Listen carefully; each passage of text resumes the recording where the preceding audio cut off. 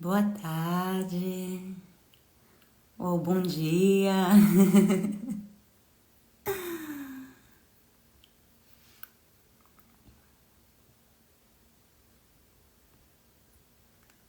Então, como que?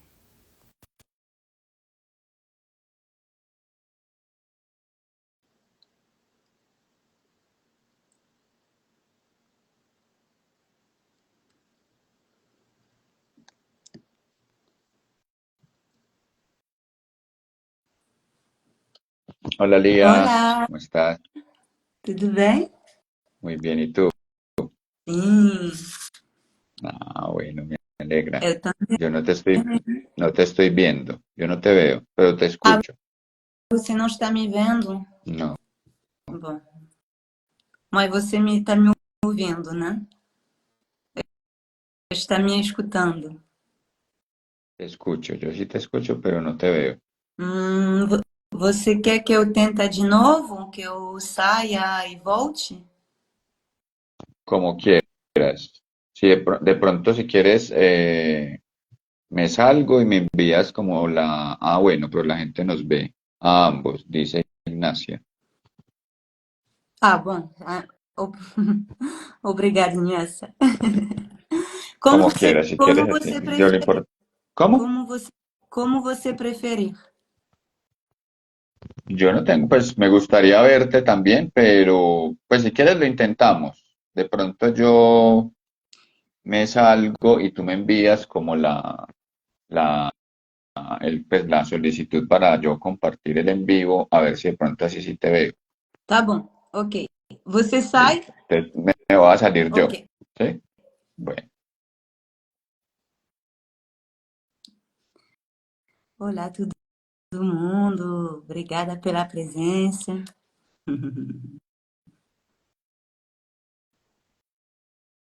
Como estão?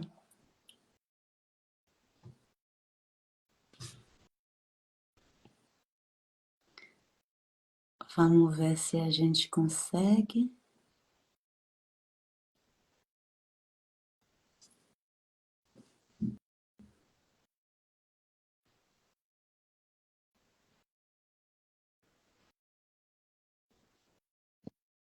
bueno, Juan, no, no te veo, no, no te não. veo, pero bueno, está bien. Te Eu acho escucho, que es lo importante. Y la gente nos está viendo, nos dicen por ahí. sim, sim. Então vamos fazer assim, Sí, muy bien. tá? Eu vou tentar falar o mais devagar possível e se você não me entender, eu repito. Se eu não te entender, eu pergunto, tá bom? Está bien. Então, bem-vindos, bem-vindas a esse novo episódio de Tarot Tribute. Muito obrigada, Juan Camilo, conhecido como Tarot Peregrino, por ter aceito o meu convite. É uma alegria para mim te ter hoje.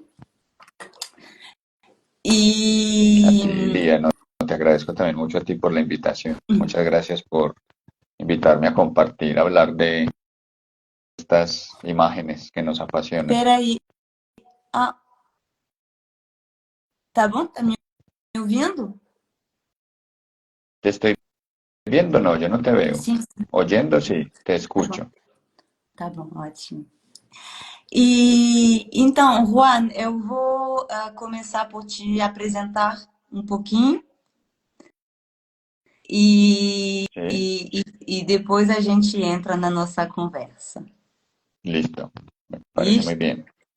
¿Tú me presentas o yo me presento? Eu te apresento e você me corrige, Listo. tá bom?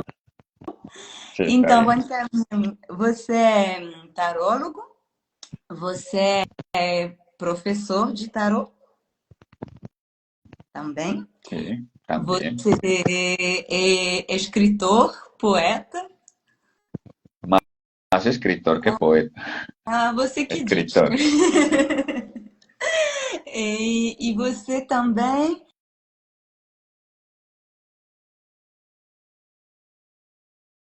Hola, Lía. Hola.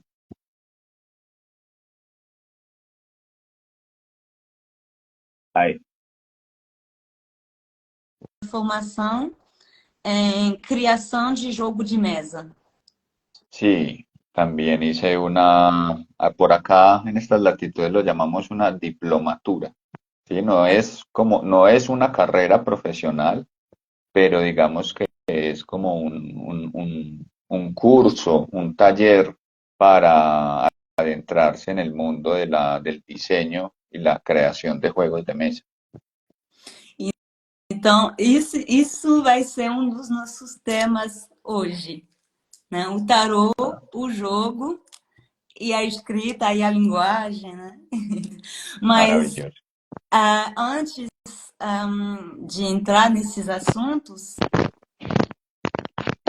peraí, eu estou tentando acompanhar aqui. Tá.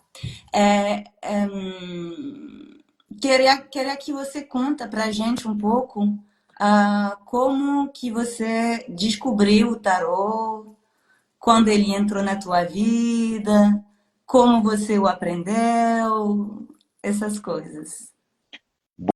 Bueno, ¿cómo descubrí yo el tarot? Eso fue hace más o menos por allá, como en el año, bueno, no realmente, yo hice teatro muchos años en la ciudad de la que soy originario, que se llama Medellín, en Colombia, y yo hacía teatro en un teatro de esta ciudad y tenía una amiga que era una amiga, colega actriz, que era psicóloga de la corriente, o es psicóloga de la corriente junguiana, ¿sí? De Jung. Y ella con sus amigos psicólogos se encontraban en el teatro a estudiar el tarot de Marsella, ¿sí? Estamos hablando de más o menos el año que eso sería 2004, 2005, más o menos. Y yo en esa época era una persona muy racional, ¿sí? Bueno, todavía trato de serlo un poco, pero en esa época, digamos que era muy escéptico con muchas cosas y yo no entendía eh, por qué se reunían a estudiar es que esas imágenes del tarot de Marsella, ¿sí? Primero porque me parecían unas imágenes muy feas. Yo decía esas imágenes tan feas, esos muñequitos tan mal hechos. Y también pues porque decían que ellos ahí encontraban como posibilidades a cosas, símbolos, y yo, pero esta gente tan rara que se sienta a estudiar esto, ¿qué? ¿Cierto? Ese fue mi primer contacto con el tarot. No tengo esa historia que muchos tienen de que tenían una abuela que leía el tarot y esas cosas, no. Mi primer contacto con la baraja fue como desde el escepticismo y ya después me enamoré mucho del mundo de los cómics, ¿sí? Y conocí un cómic maravilloso que es de un escritor y mago inglés que se llama Alan Moore. Él es el creador de cómics muy famosos, muy importantes en la historia del cómic, como V de Vendetta o V de Venganza, Watchmen, que se la han llevado, esos cómics los han llevado también al cine. Este señor tiene un cómic que se llama Prometea, Uhum. que es por allá del año como finales del siglo XX, principios del siglo XXI, es que publican ese cómic y ese cómic es un viaje como por todo el imaginario de la magia occidental. Entonces, en ese cómic, en un número de ese cómic, hay un viaje del personaje principal, que es una chica, que se llama Prometea, que es como la protagonista de la historia. Ella hace un viaje por los 22 arcanos mayores o triunfos del tarot. Y el artista plástico que ilustró ese cómic, se llama J.H. Williams III, es un virtuoso del dibujo. Y cuando yo vi eso, yo dije, ¿qué es eso tan Me acordé de los amigos que hacían teatro y que estudiaban el tarot, y yo dije, esto es lo mismo que ellos hacían, pero como lo visual del cómic era tan hermoso, yo me enamoré, yo dije, yo quiero saber qué es más ese asunto del tarot, y ahí fue que empecé a estudiar el tarot por mi cuenta. Siempre he sido muy autodidacta más que como que recibir talleres o cursos. he estudiado más por mi cuenta y gracias a ese cómic llegó a mi vida mi primera baraja de tarot, que es el tarot Tot de Aleister Crowley y Frieda Harris, Uhum.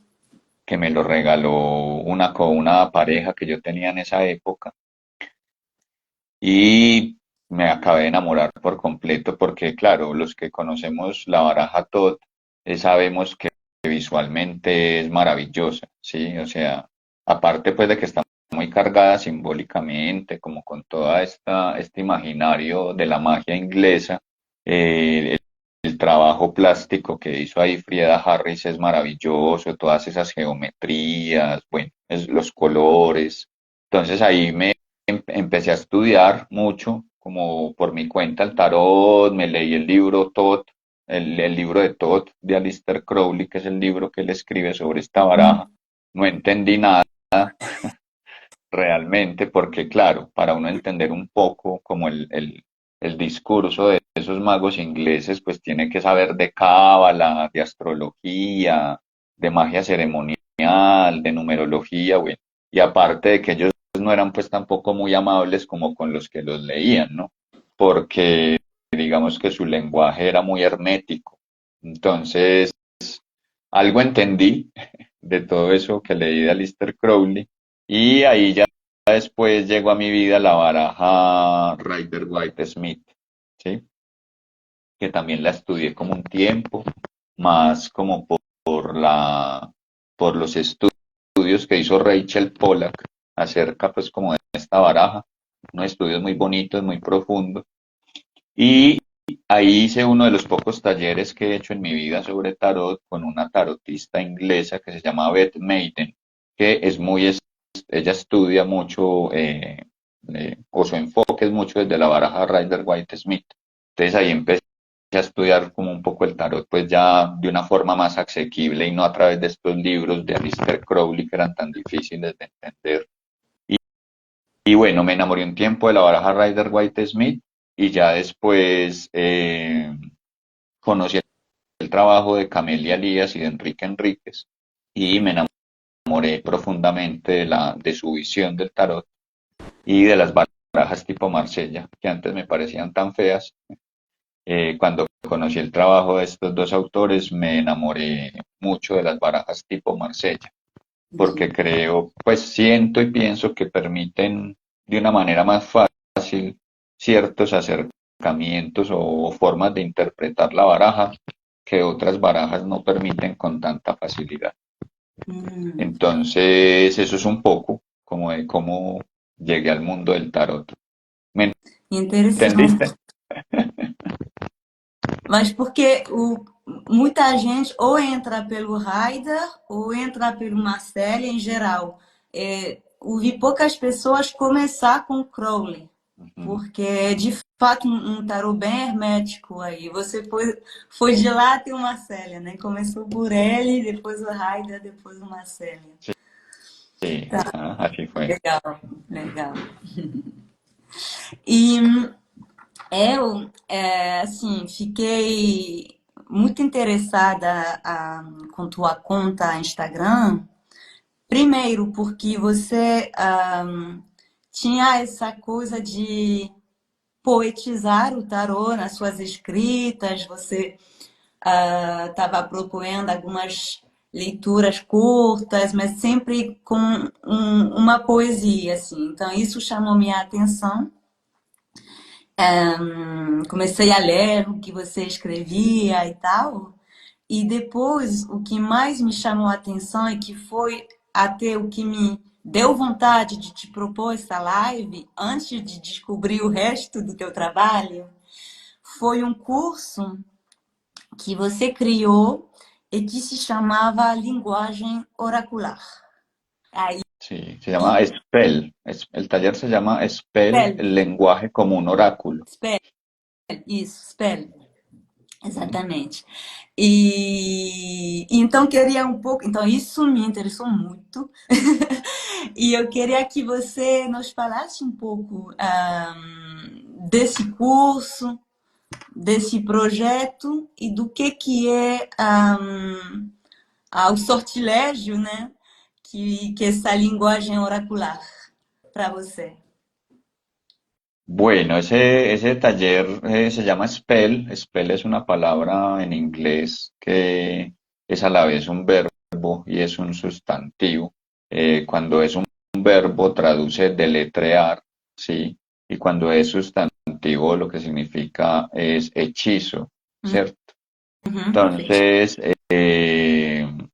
a partir como de, en gran parte ese taller está muy inspirado en la lectura de un libro de Enrique Enríquez que se llama Warcraft, un grimorio del lenguaje, así se llama ese libro que él tiene, no es tan conocido, no es uno de sus libros más conocidos, pero es un libro muy interesante porque Enrique Enríquez también ha sido un gran jugador con las palabras y con el lenguaje, ¿cierto? Entonces, a partir de la lectura de ese libro, donde Enrique plantea el lenguaje realmente también como un oráculo, y también como con ciertas cosas que leí alguna vez a Alan Moore, este mago inglés del que estamos hablando, él también encontré que ambos hablaban de que el lenguaje realmente, o la magia, realmente es como la manipulación del lenguaje como tal, ¿sí? La manipulación de símbolos y de lenguajes, eso sería como la esencia de la magia como ellos la conciben, pues cierto. Entonces, lo que plantea ahí, o lo que planteo un poco en el taller, en ese taller, es ver el lenguaje como un oráculo, ¿sí? Como una fuente de posibilidades creativas, poéticas, ¿cierto? Porque Enrique, de alguna forma, lo que plantea un poco como con lo oracular es que realmente, y bueno, y Camelia Elías también lo plantea, o lo que yo entiendo como lo plantean ellos, es que el oráculo realmente es un objeto lingüístico. Más allá de que el oráculo sea la baraja de tarot, o sea, no sé, la bola de cristal, o sea, la palma de las líneas de la palma de la mano, en la quiromancia, ¿cierto? Más allá de eso, realmente el oráculo está es en la palabra, en la interpretación que se hace de esos medios oraculares.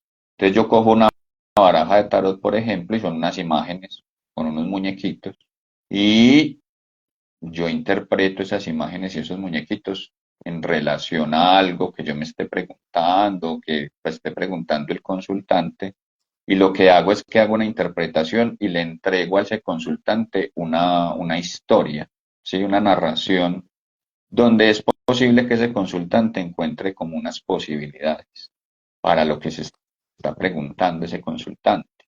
Entonces, ahí, al entender un poco eso, entendí que realmente el oráculo como tal es la palabra, es el lenguaje, no es el medio oracular. Sí, el medio oracular es la baraja de tarot, o la palma de la mano, o la mancha de café en la taza de café, ¿cierto? Ese Isso é sería el medio oracular. suporte. Isto é o suporte, mas o verdadeiro oráculo está na palavra, está na linguagem. Está en el lenguaje, sí.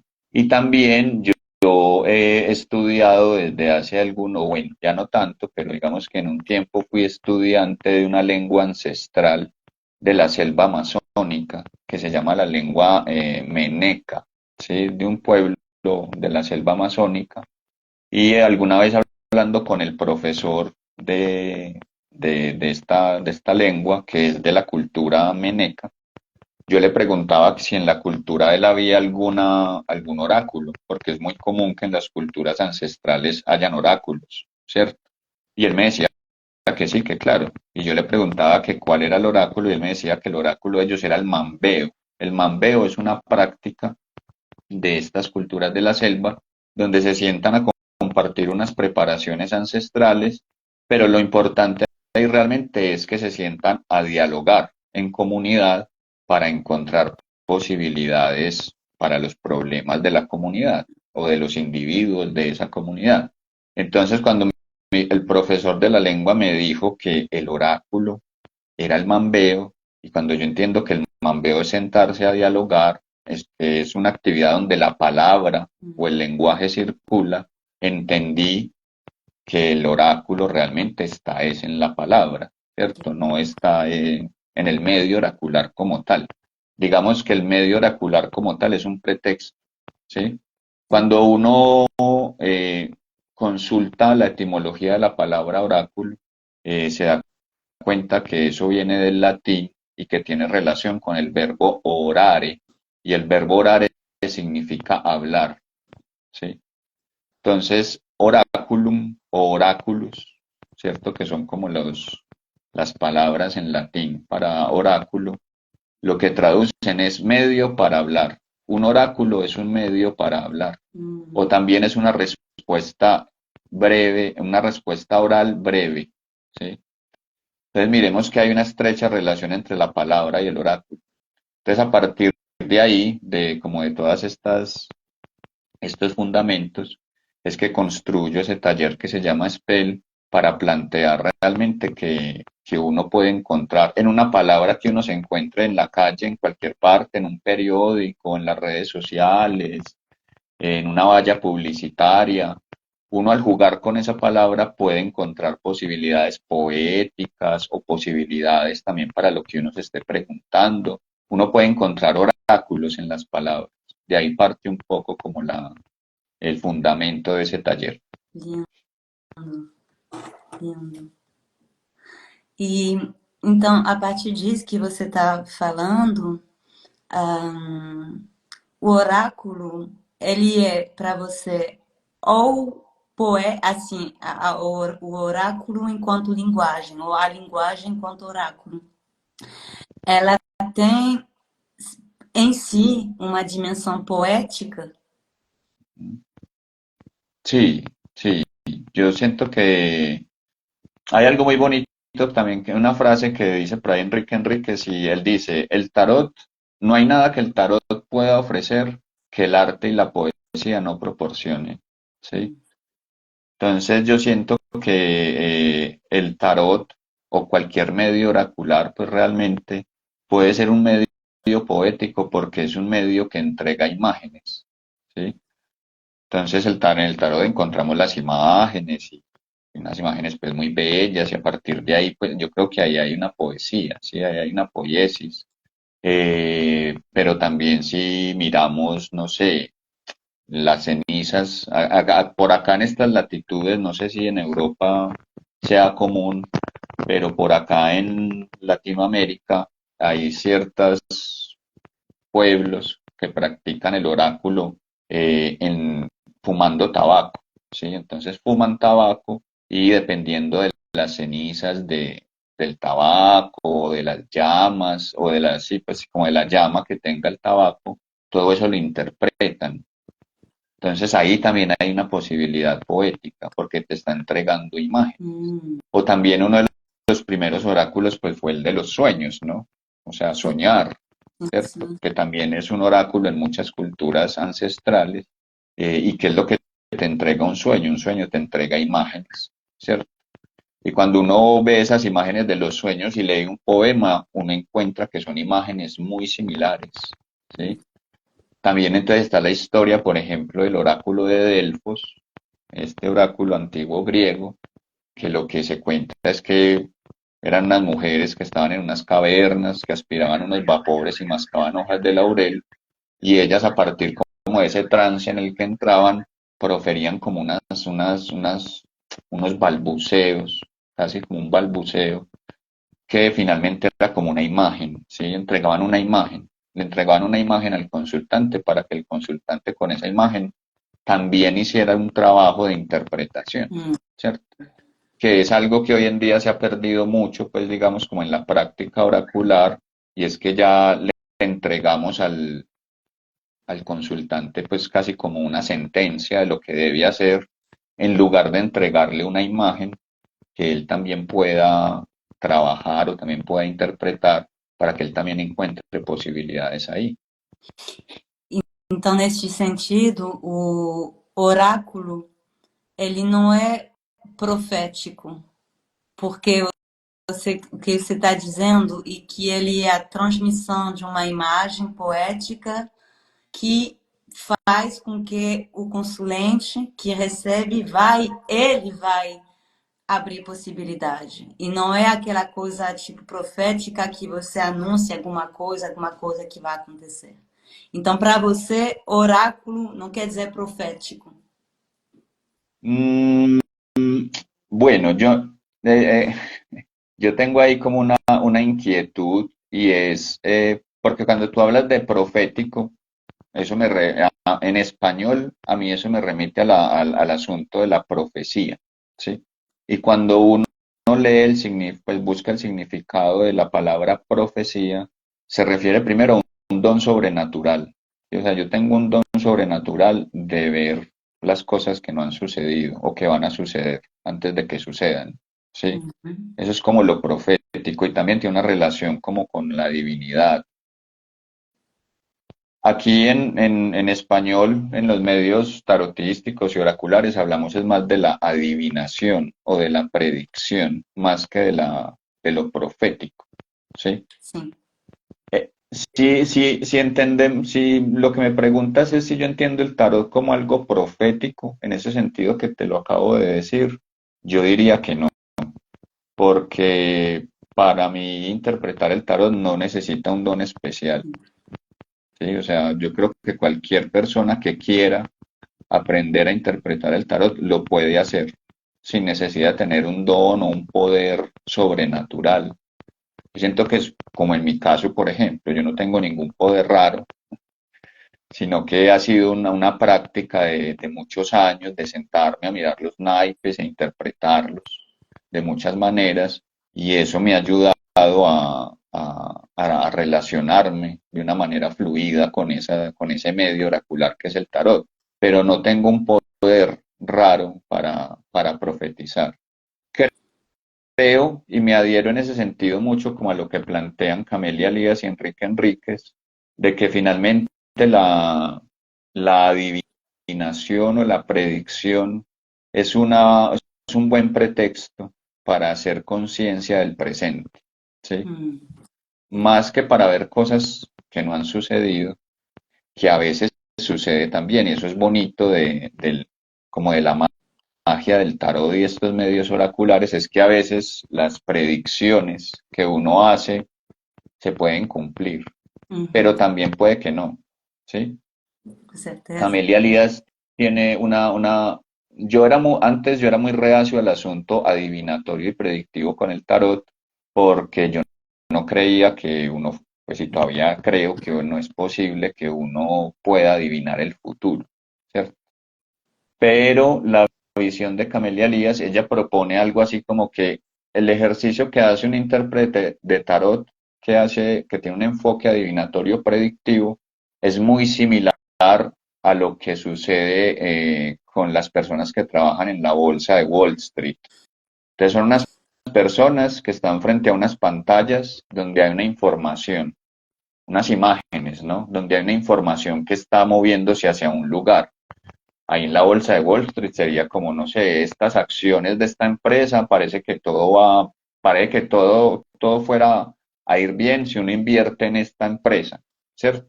Entonces, a partir del análisis de esas imágenes que hace esta gente, estas personas de Wall Street dicen, invertamos en esta empresa que hay acá. Es como una Uma apuesta, un poco, aposta, ¿cierto? uma Una aposta. É. apuesta, ¿sí? Una cosa mediada por el azar pero que tiene un sustento de un movimiento, ¿sí? Un Uhum. movimiento que está yendo hacia allá, entonces dicen, apostemos allá, que pare que todo va para allá. Entonces Camelia Díaz dice que el enfoque adivinatorio del tarot es algo muy similar a eso. Tenemos unas cartas con unas imágenes y vemos más o menos qué es lo que está sucediendo en esas imágenes y más o menos le podemos entregar al consultante una posibilidad respecto a lo que creemos que va a suceder o no. Pero sí creo que la predicción se puede dar o no se puede dar. ¿Sí? Camelia Elías dice que hay un 50% y un 50% de que esa predicción se dé y otro 50% de que no se dé. Nossa, que bom. Gostei. ¿Cómo? Gostei muito dessa visão. E para voltar à parte poética, porque é assim, né? Você escreve também. Então, você fala que não escreve poesia, a gente pode debater, mas você tem uma prática de escrita, né? Sí.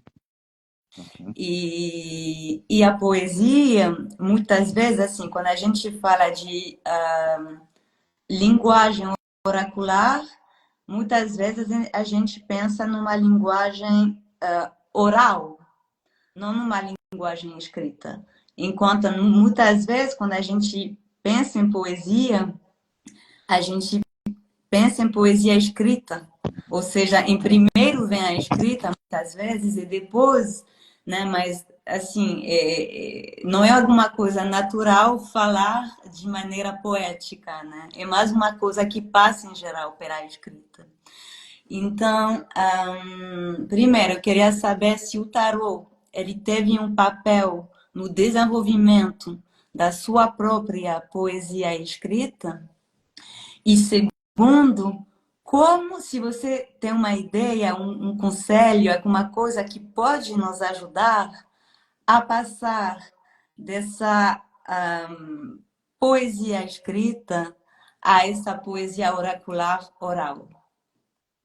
La, pre- la segunda pregunta te la entendí muy bien, pero la primera no tanto. ¿Me la puedes repetir, por favor? Então, a primeira pergunta é: o tarô ele teve um papel para você no desenvolvimento da tua própria poesia e da tua escrita? Ele Ya. te ajudou? Ujú. Sí, ya te entendí. Mira, Lía, yo creo que el asunto de entender la poesía como algo escrito es una cosa muy como de cierto momento de la historia de la literatura en Europa, ¿sí? Porque si tú miras, por ejemplo, lo que te decía ahorita de ciertas culturas Uhum. ancestrales, por ejemplo, aquí en Sudamérica o en la selva, son culturas que no son culturas de la palabra escrita, o sea, no tienen una escritura. Bueno, ya hoy en día sí la tienen gracias pues como al trabajo de ciertos, ¿cómo llamarán esas personas que, no sé, antropólogos, ¿sí? Y lingüistas que han hecho, que han traducido esa lengua que es hablada principalmente, han diseñado, creado una escritura para esas lenguas. Pero esas lenguas en esencia no tienen una palabra escrita, no se escriben, sino que se hablan, son orales, ¿sí? Y estamos hablando de culturas muy antiguas, o sea, tan antiguas como las europeas, ¿cierto? Y uno ve, yo que he tenido acercamientos a esas culturas, uno se da cuenta que sus cantos, sus relatos, los relatos que ellos transmiten oralmente o sus cantos ceremoniales también son profundamente poéticos, Uhum. ¿sí? Entonces, yo siento que, como te decía, ese asunto de nosotros occidentales, imaginarnos que Urbanos que la também, poesía, urbanos ¿cómo? também. Urbanos, eu acho que é uma coisa que se perdeu muito com a urbanização, com a modernidade também. Ujú. Sí. Entonces, ese imaginario de la poesía escrita es muy de la tradición literaria europea de cierto tiempo para acá, porque también antes de esa tradición, pues estaba toda la tradición de los juglares, ¿no? Que eran estos personajes que iban por Europa cantando las cosas que sucedían en ese tiempo. También era una lengua oral, ¿no? Uhum. También había un componente oral muy fuerte.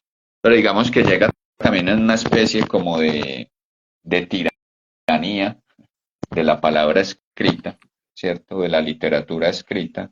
Y eso hace como invisibilizar un poco como todas estas otras tradiciones que estaban ahí antes que la palabra escrita y que se nos olvidó que estaban ahí. Entonces, primero como eso, ¿cierto? Como para dejar eso claro, porque yo siento que la poesía puede ser tanto escrita como oral, ¿sí? Y creería yo que me atrevería a decir que fue primero la poesía oral que la poesía escrita. Si el tarot ha jugado como un papel importante en mi escritura, sí, sí, ha jugado un papel muy importante. No digamos que fundamental tampoco, pero sí ha sido muy importante. Tan importante que hoy en día pues estoy en el proceso de escritura de un proyecto editorial que ahorita más adelante vamos a hablar de él, que está creado a partir de las imágenes del tarot, unos cuentos, unos libros de relatos o de cuentos creados a partir de las imágenes del tarot. Pero también he visto más por ejemplo, en los talleres que imparto, en otras personas, que las imágenes del tarot se convierten en una fuente de inspiración para la escritura. Entonces, creo que es una herramienta narrativa muy interesante. ¿Sí? Yo creo que ante todo, bueno, ante todo no, porque digamos que el tarot principalmente fue un juego, ¿no? En sus inicios fue un juego, una baraja de juego y un juego que se jugaba como si hoy en día nos sentáramos a jugar, no sé, póker, ¿sí? Pero después apareció como un uso narrativo y creativo con la baraja de tarot, ¿sí? Antes del uso oracular que apareció mucho tiempo después en la historia del tarot. Entonces, creo que el tarot es una herramienta muy, muy ideal para la narrativa y la creatividad, ¿sí? Cuando yo tiro los naipes y le leo los naipes a alguien o se los interpreto a alguien, lo que yo le estoy entregando a esa persona es una historia a partir de esas imágenes que yo estoy viendo ahí, interpreto una historia y se la estoy entregando a esa persona. Hum. Y la segunda pregunta, ¿cuál era? ¿Me la recuerdas? Não, era isto, era assim, porque você tem toda a razão. Na base não tem escrita, na base a poesia na oralidade, né? Nos contos, Mm. nos mitos, nas histórias, nos contos, Pero etc. me Mas hablaste como de un consejo, ¿no? De un consejo para pasar como de sim, la... sim, porque assim, no mundo moderno, muitas vezes não se fala como se escreve na poesia, infelizmente, entendeu? É um outro exercício. Muitas vezes, primeiro você escreve e depois você consegue colocar em palavra aquela poesia que você botou no papel. Muitas vezes, para muitas pessoas, funciona assim. Mesmo se primeiro vem de não sabe aonde, de dentro ou de fora, vem daí, mas a forma pela qual a poesia sai, muitas vezes passa pela escrita. Ya, E justamente queria saber se você tinha um conselho para conseguir passar dessa escrita a uma fala que seja mais poética, sem ya. ter que passar primeiro, entendeu? Para voltar até uma forma de se expressar mais poética. Ya. Sí, yo creo que ahí, por ejemplo, el consejo sería mucho entrenar que eso también lo propone Enrique Enríquez, es como el pensamiento y la mirada analógicos, ¿sí? La mirada analógica y el pensamiento analógico, que en el fondo, pues en el fondo de la creación poética, pues está la analogía. La analogía es cuando yo digo, esto se parece a aquello o guarda relación con esto. ¿Sí? Es como cuando yo digo, no sé, ¿qué podría ser? Mm, Adoro. el movimiento de las nubes es como el movimiento del agua del mar. Eso sería, pues, estoy aquí inventando cualquier cosa rápidamente, pero eso digamos que ahí se guarda una relación analógica, ¿sí? Entre el movimiento de las nubes y el movimiento también como de las olas del mar.